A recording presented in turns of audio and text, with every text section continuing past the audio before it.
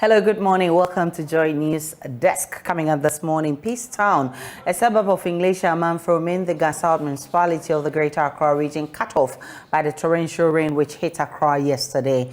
Also this morning, amidst the relentless downpour of the rainy season, a cloud of apprehension hangs heavy over residents residing near the banks of the Odo River. We'll share with you stories of people who experience anguish every time. We are scared, but we have nowhere to go. We can't do anything about it when it rains. It's scary. I've packed most of the clothes on a special shelf far from the reach of the water.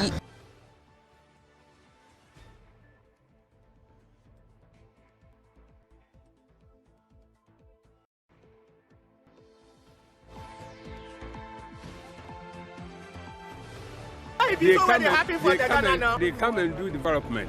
If it's so very happy, the people way the development they go for the NDC. Where? I go do. But if somebody die or MP die now, you go see say every night they do the. This morning, pensioners are at the Finance Ministry picketing on unpaid coupons and principals.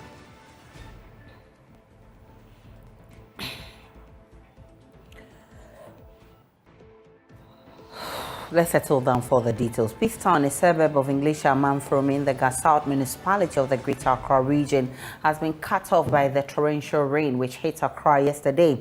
Residents, including junior high students currently writing the exams, are crossing dangerous roads. Some of the residents are calling on NADMO to bring a canoe to help them cross to dry lands.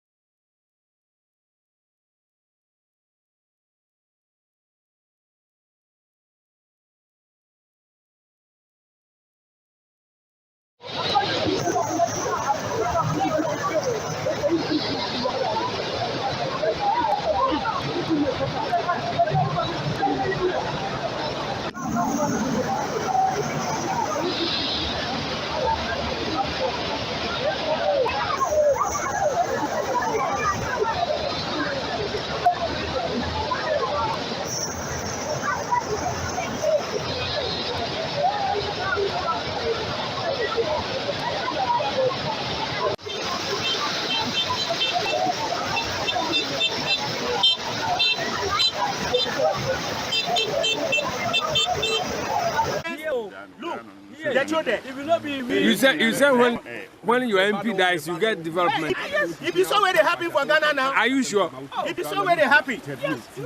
Look, yesterday when I come here, I swear the children you go carry the thing. What did happen? But some MPs are doing development. So MPs are doing development. Look, that thing already happen now. If somebody die before you see MP will come. Give me an example. Give me an example. He said the two children's weight die here. The school children. Then close. He died for this thing. The former MP come. Oh, I go. You don't worry. I go see you. I can't do. But up to now. No, you know, MP don't come here again. You said when MP dies, but it is already happy for the Ghana now. They come and do development. It is already happy. The people way the development they go for the NDC. Where? I go do. But if somebody die or MP die now, you go see say every night they do the job. This situation here has been there for a while, so many years now. We needed the government to come in and intervene and help us to do this situation. In fact, government comes and goes. The MPs and the assemblymen, all of them comes and goes. We don't have any, they don't have any help to help us here. So what we are pleading to the government now is the government should come in and help us in our situation here. This has been a perennial issue, and the government is not forthcoming. We have a plan of this area. The hydro department of the Ministry of West and House, a complete solution to this problem is on the table at the hydro department. And that is what can solve our problem here. If they are not able, what we are told is that government has not provided funding or budget for it since about 10 years ago when we visited the MP at the time. And then we went to the hydro department, and we were showed all the plans, the blueprint of solving this situation. But they are telling us that there is no budget for it. My colleague David Andor was in that community. He's joined us now. David, you were in that community. How serious is the problem, and how are the residents coping? Yeah, the situation is very disturbing. Where I am is that is where River J enters the withdrawal, and this situation has been here for many years. And every rainy season, this place becomes flooded. And today's one is a very serious one. This one, when I came, you could see hundreds were stranded. They were, some of them, the big ones, managed to cross the flood, which was at waist level. The most dangerous part is you could see senior high students who were also crossing to go write their exams. Nothing could stop them from crossing the river. And apart from that, you could see houses are submerged, and the traders are also here stranded. They can't cross over to that place. And people were asking, where is National Disaster Management Organization? And the time I came here, they were not here. Few minutes ago, officers from Ghana South Municipal Assembly, they came here from NADMO, but they don't have anything that could help the residents. So some of them, they are not happy that NADMO is finally here, but they came without any solution to the problem. So as I'm talking, people are crossing dangerously, and it's like the rain has not stopped. I mean, the weather has changed here, and the situation is becoming serious. In case the NADMO delays, nobody knows what will happen. So if you come to a peace town, which is the suburb of Ngleshie Amanfro, it is totally cut off. As I talk now, I have the assemblyman for the area, Honorable Petrus Ahmed-Mukwasi. So you can talk to him. Hello. Yes, Honorable. So what exactly are you doing about this situation? Oh, like your reporter said, it is something that we've been doing. So, what we do is we defiled the stream. If this stream had been defiled, like we don't have seen this place flooded. Because for the past 3 years, we haven't seen flooding here. Now, before the leader two, we were having it every year, and that community, Peace Town community, is mostly cut off when this place was flooded. But this year, the assembly, we've done everything, but we have not been able to do the distancing and the dredging. That is why we are seeing this flooding here. Why haven't you been able to do the desilting and the dredging? Honestly, I stood on assembly floor and raised the issue. The road engineer responded that they are waiting for some funds from central government and then urban roads, regional urban roads, to come and do the desilting and then dredging. And funds have not come yet, and that is why we are seeing this. But I'm here with NADMO. We have to come here for them to assess the situation and then report so that the necessary solution will be given to the residents. As the assemblyman of the area, did you have to wait for this situation to happen? And that is why since January, I am pursuing the filtering and the dredging. But the funds is not coming from me. If I have to look for funds, I'll find a way. But I have to report to the assembly. The assembly will also request from the urban roads to provide the machine for the disposal and dredging. So I did my part by reporting to the assembly, raising it on the floor, the assembly floor, raising it. So I have not sat down for this thing to happen. I have done what I'm supposed to do.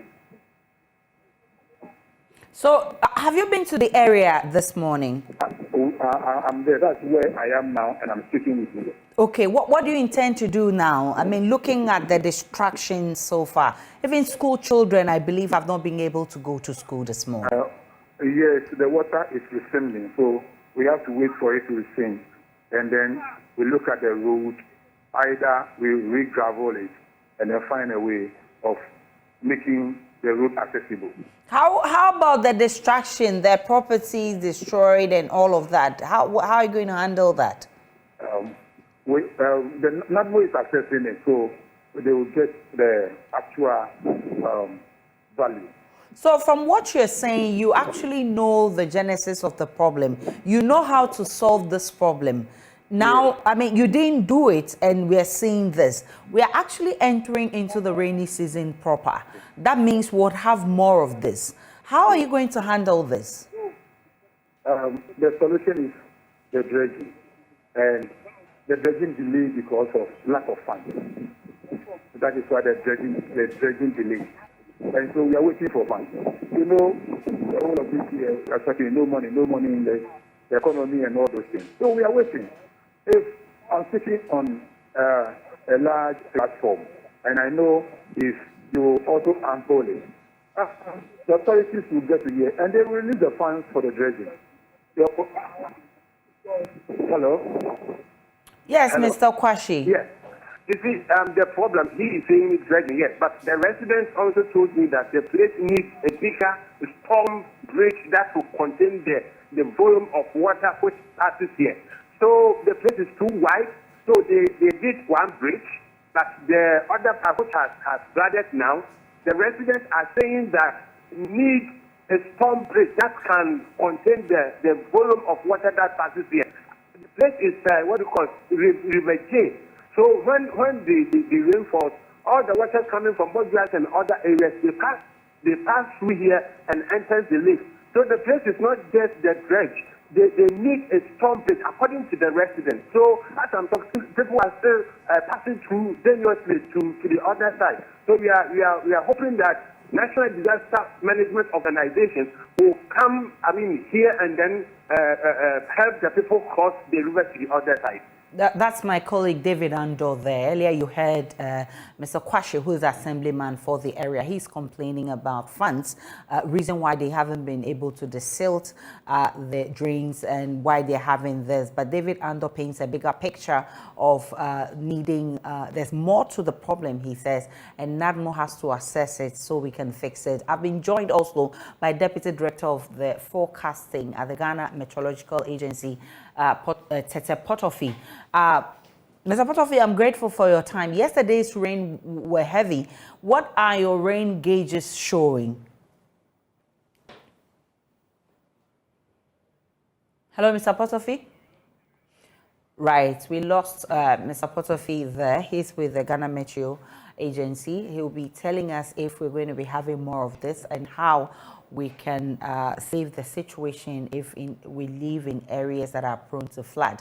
Now, amidst the relentless downpour of the rainy season, a cloud of apprehension hangs heavy over the residents residing near the banks of the Odo River. In our latest episode of Floods of Trauma, we visit 5 different individuals who have separate stories. Like a recurring nightmare, the fear of the rainy season grips their heart as they bear witness to the rising waters that threaten to consume their homes and belongings. My colleague Michael Ashali has more.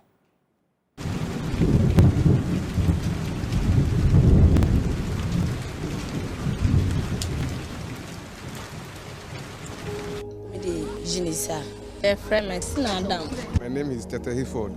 Ramot Musa. Kofi Keke. I'm a Ghanaian. I'm Daniel Asiedu.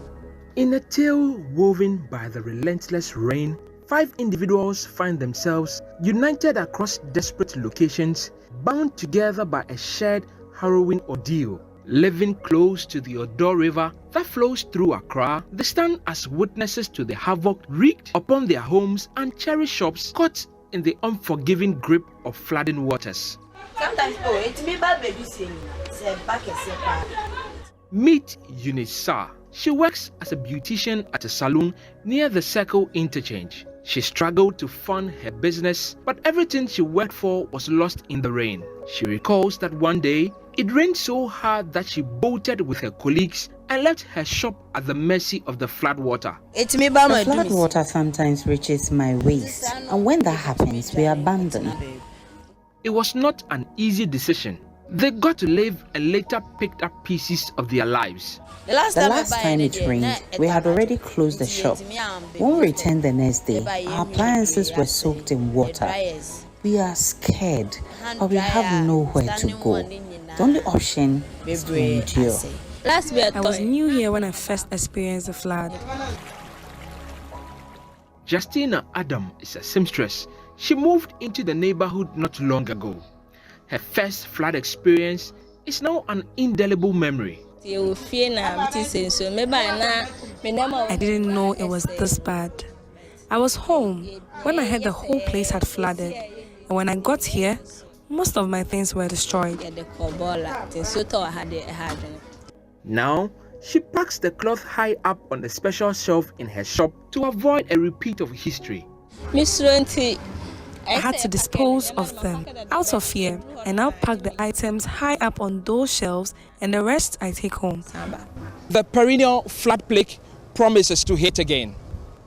And their savior, the Odo Drain, which houses mainly the Odo River, is already half full with silt. Occasionally, the angry floodwaters rage and carry away all sorts of items and sometimes vehicles, especially that of drivers parked close to the drain at the Odona Transport Yard.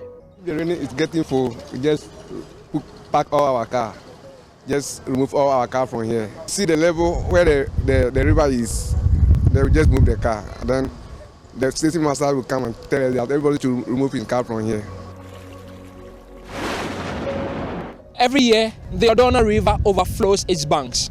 And that is even for areas that have a properly constructed drain with concrete.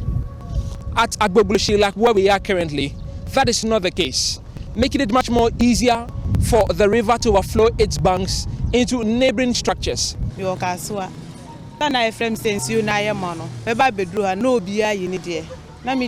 Ramatu Musa, a vendor of spices, operates her business just a stone throw away from the drain. The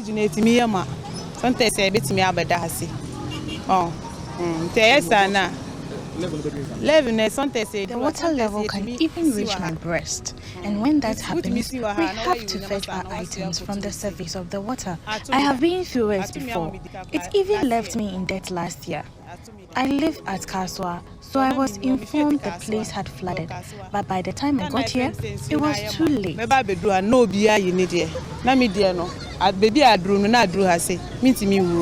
Now, she's neck deep in debt, hoping to dig herself out one day. It destroyed my items. My bisab leaves got wet, and that is about 3,800 Ghana cedis. I have been able to pay 3,000 Ghana cedis. Many more people have lost fortunes to the annual floods. We are still in Adabraka, a community very close to the Odona River, and this household right here has a peculiar relationship with floods. This wall that I sit on is arguably the only surviving one, because the others have all given way to the force of the floods. They have all tumbled down. And the residents share their story, at least the few remaining ones. In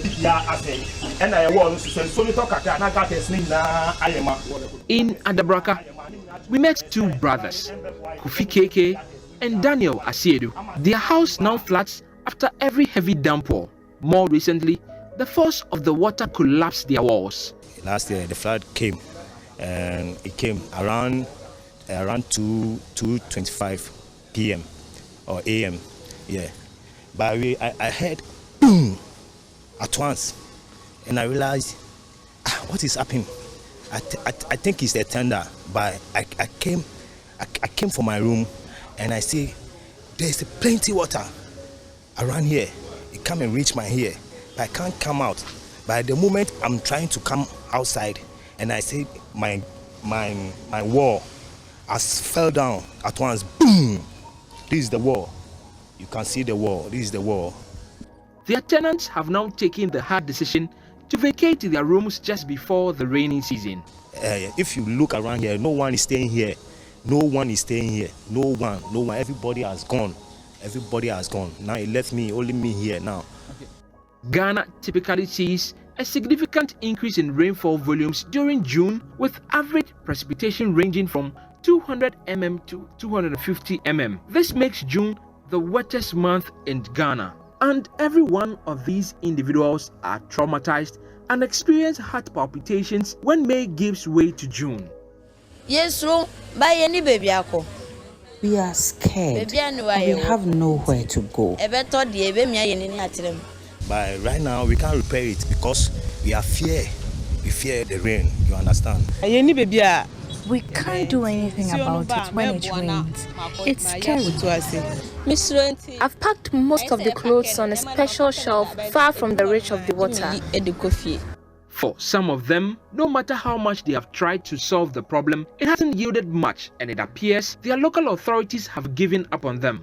Later, air condition me. They eating our taxes money. It doesn't make sense. Still, we have to play the government to come and help us more because of the gutters. We are appealing to the government to extend the length of the walls of the drains and help us desilt them. This time, they want action before the rains set in, so that at least for once they can sleep knowing that the rains will not disturb them.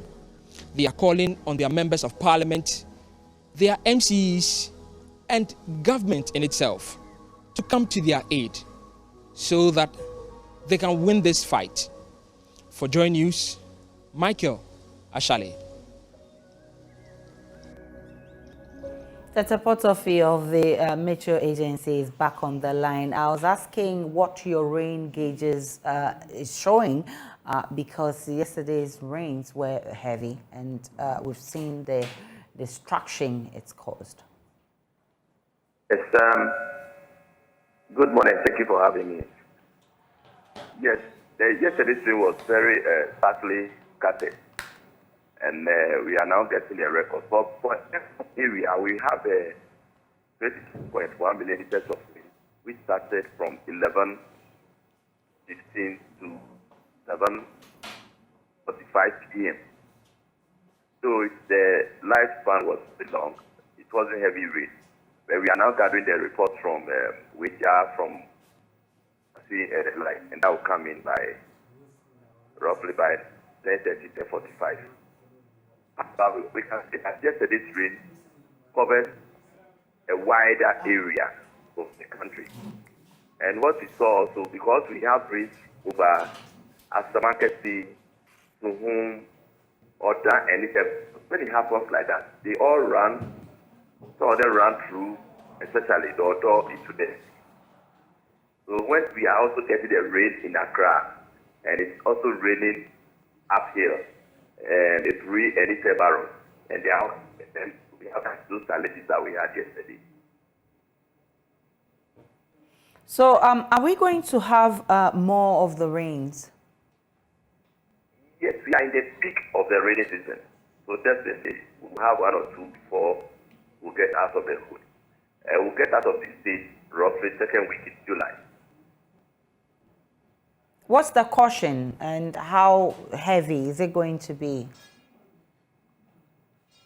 Yes, the only thing is that yesterday the rain was not accompanied by winds and strong winds and a thunderstorm. That means the rain to sit on us for a very longer period. But as one of the young man in Arabaka said, yes, we know where we stay and we know where we live. We know the condition of those areas. So we'll play that, yes. If it is a flat-front area, then you just move out. When the rain subsides, then you come back. That's the best thing. And then we also advise that people should not be commuting wherever they suspect there will be flood there. We should find an alternative route.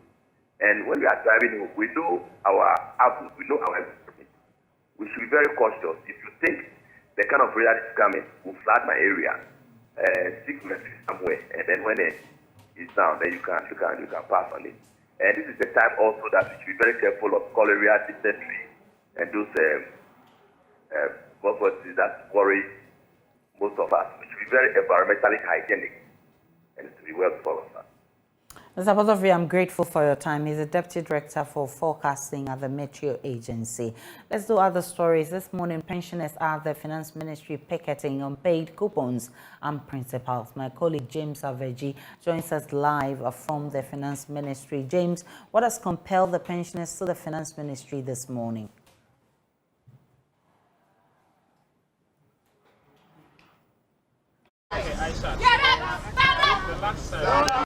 Was some 2 weeks ago, and the pensioner bondholders had that meeting with the Deputy Finance Minister Abina Sari on some proposals that the ministry is giving to them.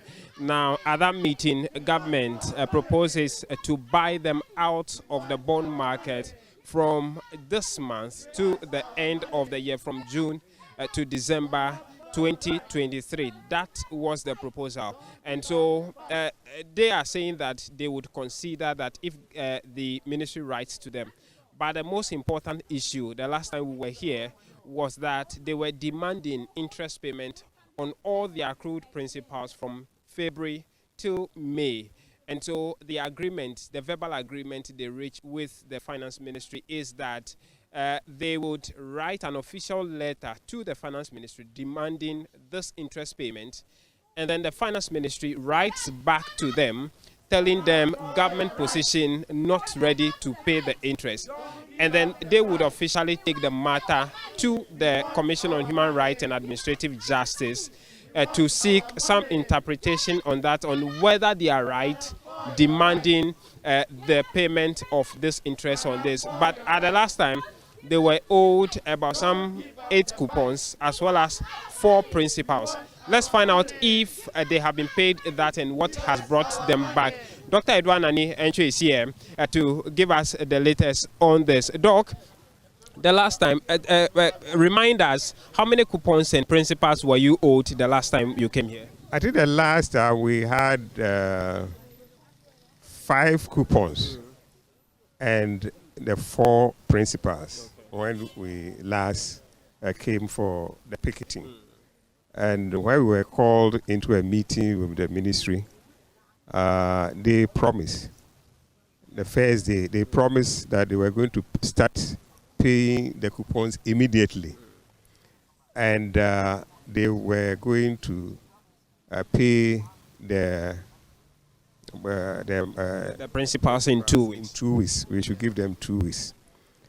And then again, we were demanding interest on the delayed principals. The notice, I'll come back to the principals, but the notice we saw about today's picketing is that they owe you six coupons. And so we wanted the interest on the delayed principals.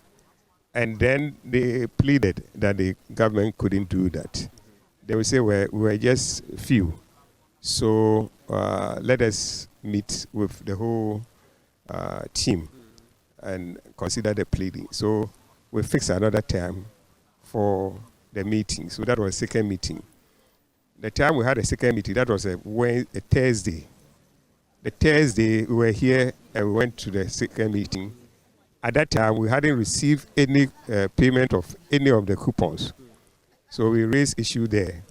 And the Deputy Minister said Bank of Ghana had assured the ministry that they have sent monies to the banks for the payment. They will say, well, if we see payment, we would not pick it. But if we don't see the payment, they will come back. So after we have finished the meeting at 10, we came here, continued the picketing. We didn't receive any alerts.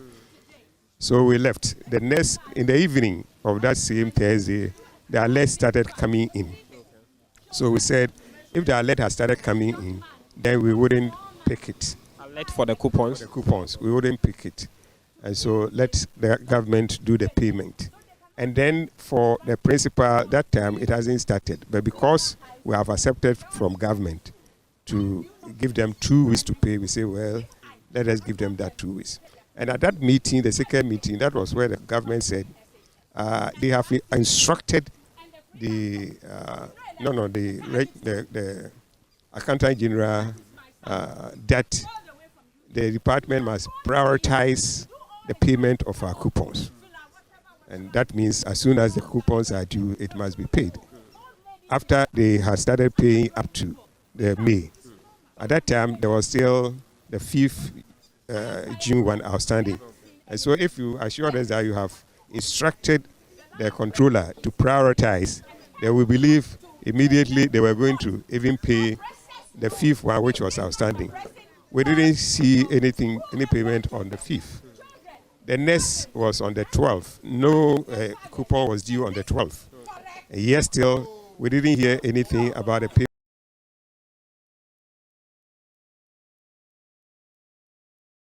You have the convener for the Pensions Bondholders Forum, and he's speaking with James Aveji. He's complaining that government has not paid their coupon. That's why they're back at the Finance Ministry. We'll go back to that ministry and get more from the pension bondholders. Now, former Power Minister Dr. Kwabena Donkor is asking government to retrofit simple cycle thermal power plants into combined cycle ones. That is crippling the country's power sector, with the IPPs threatening to shut down their plants if the government does not pay their $1.5 billion dollars. Speaking to Joy News, the Pro East MP argued conversion of existing simple cycle plants into combined cycles will increase availability capacity at a lower cost to enable the country export power through the West African power pool. Dr. Donkor has therefore admonished government to cease lamentations over excess capacity charges, lead the way through policy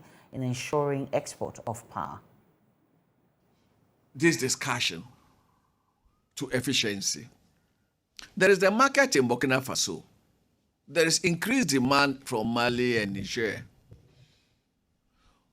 We are unable to meet the demands there, partly because the belief is that our power is slightly more expensive than from other places. But for some of them, they are potentially a captive market. If we drive efficiency, the world will be our oyster. Let's move the discussion from the pedestrian and let's go to the thorough. Let's look at thorough arguments, thorough discussions. Let's look at progressive improvements in efficiency. How many simple cycle plants do we have? Cal Power is also a simple cycle plant. We should be providing the incentive and moving towards combined cycle plants. AXA.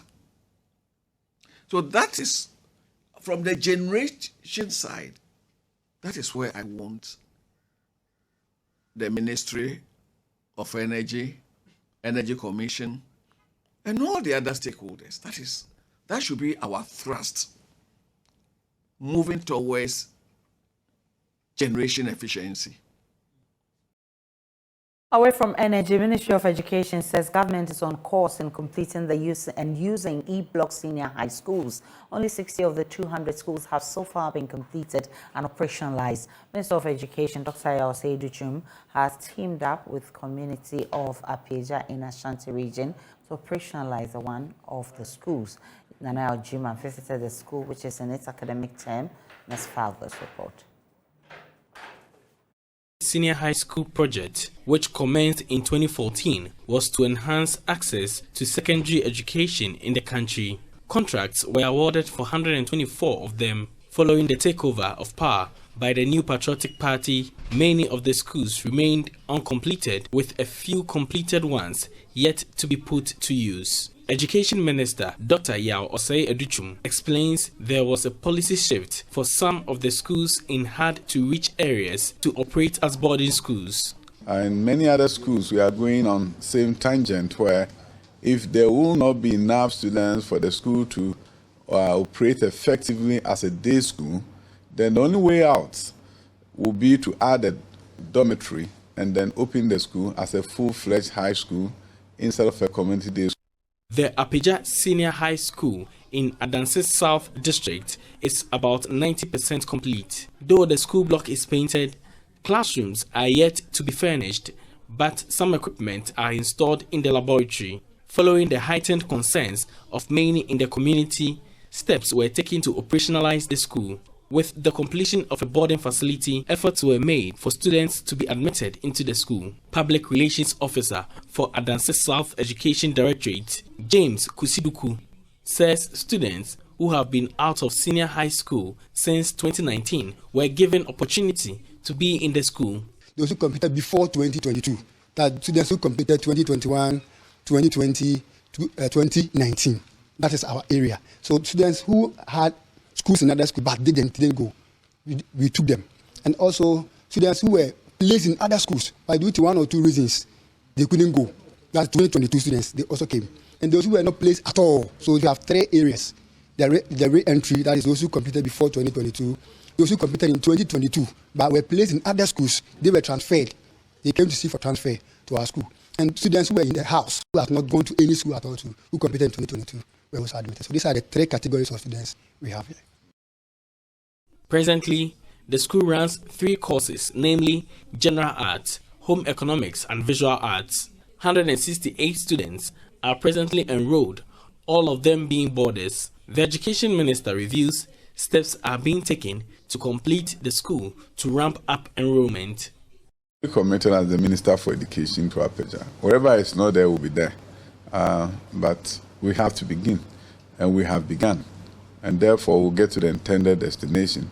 My goal is to make sure that the young men and women who go to that school could become medical doctors, could become engineers. So it means they will get their science lab and get all the full complement of items and gadgets that they need to have so that they will not be disadvantaged because they went to Apeja instead of, let's say, Opokuari or St. Louis. And that is my goal. And that is what we're going to make Apeja become. I believe that the community will benefit tremendously from the existence of that school. For Joy News, Nana Ojima reporting. We're still live on Joy News. That's what coming to you from our studios in Kokom, namely on DTT, because we're free. So we're on the STV channel 421 and Go TV channel 125. We'll take a break. When we return, we'll bring you more from business.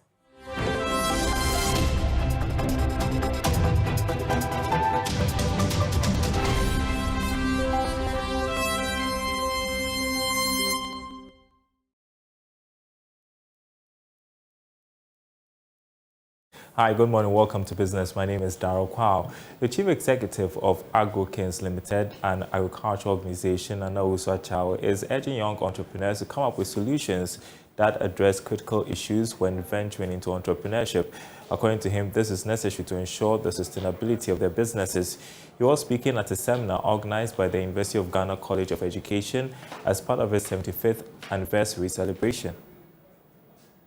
The University of Ghana College of Education organized a seminar to equip students and graduates with necessary skills and knowledge to navigate the job market and create employable opportunities for themselves. The seminar was held under the theme Building Resilience and Embracing Technology. In an interview, Chief Executive of AgroKings Limited, Nana Owusu Echao, advised graduates to set up businesses that meet demands in society. One of the things I've recognized happens a lot in this country is we raise a lot of need-based entrepreneurs. So people who become entrepreneurs because they've identified that they really need money or because they didn't get a job, so then they go into entrepreneurship.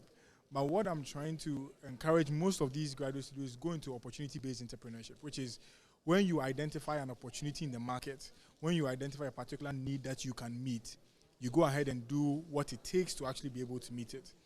Now, that in itself is what sustains the business. So most of us are not dependent on what we can do, but our clients kind of drive what we end up doing. So our rice business has not grown necessarily because of how well we are able to market, as much as it is the fact that there's a demand for rice.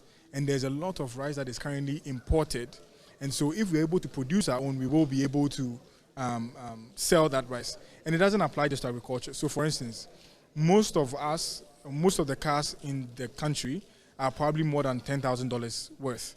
However, we do not have graduates who are mechanics. Now, this is a major challenge because then you've made an investment sometimes of $50,000, $100,000, $20,000, and you put it in the hands of someone who can't even write shocks without making a spelling mistake, or write rear view mirror without making spelling mistakes. So you realize that the opportunities in the country are many, they are vast, they are endless. And so if you identify a need or you identify a pain point most Ghanaians go through, you are happy to be able to solve that problem, and those clients will then continue to build and sustain their business. Dean of the School of Education and Leadership, Professor Gordon Adika, added that a critical way to address graduate unemployment is to intensify deliberations between graduates and industry. Some people lament at every opportunity they get to say that universities are not preparing graduates for the job market. And I believe that is based on their experience with engaging with some fresh graduates in the world of work. While their concerns may have some legitimacy, we should all bear in mind that universities equip holders of bachelor's degrees with the knowledge and skills that make them function as generalists in a wide array of job spaces. With this understanding, what we should intensify are the interactions between industry and academia. That way, industrial skills requirements can drive aspects of university learning. The synergy will lead to positive outcomes. The students were urged to leverage technology and gain skills to develop their ventures. Our government has reiterated its commitment to deepen its efforts in increasing renewable energy penetration. According to Deputy Minister for Energy Herbert Krapa, the ministry is developing a nuclear energy plan to transform the sector. He spoke at the launch of the Africa Energy Technology Conference in Accra. The Africa Energy Technology Conference is Africa's premier energy technology-driven exhibition and networking conference that seeks to create a distinctive platform for key stakeholders and industry players within the energy ecosystem. Technology that is efficient, reliable, resilient, and affordable is the answer. And we have to do this urgently. If we didn't know, but I think we did, recent global energy events should have awakened us. Access to energy represents one of Africa's greatest obstacles to socio-economic development. Supply lacks demand. And in many ways, and in as many as 30 countries in Africa, recurrent electricity outages and load shedding are the norm.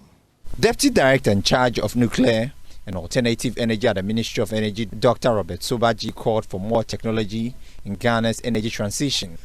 The topic on technology is key in energy transition because we realize that energy transition is one of the big things which is happening in the energy sector now, and sustainability of technology in energy transition is key because as of now we only have few assembly plants for solar, wind. You have to also import everything. So what this conference seeks to address is to make sure that we have homegrown technologies that is able to address the maintenance and the sustainability of technologies in the energy sector. Founder and Executive Chair of the Africa Energy Technology Center, Emilia Kuma, stated that a collective effort in transforming the sector is key to transforming the energy space.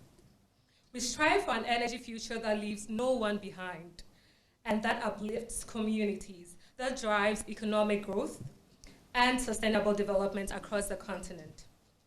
The Africa Energy Technology Conference will be the testament to share to our commitment towards achieving these goals.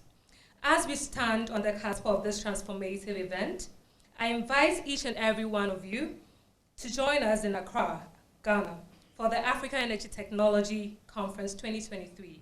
The 3-day exhibition and networking conference is to delve into issues confronting the energy sector.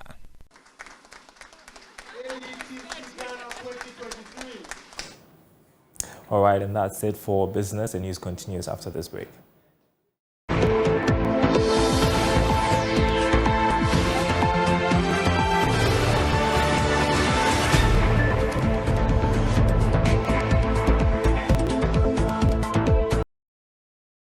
Welcome back to Joy News Desk to the rest of our stories. And Secretary of the defunct Interministerial Committee on Illegal Mining, Charles BCO, has withdrawn one of his 3 cases against the Office of the Special Prosecutor.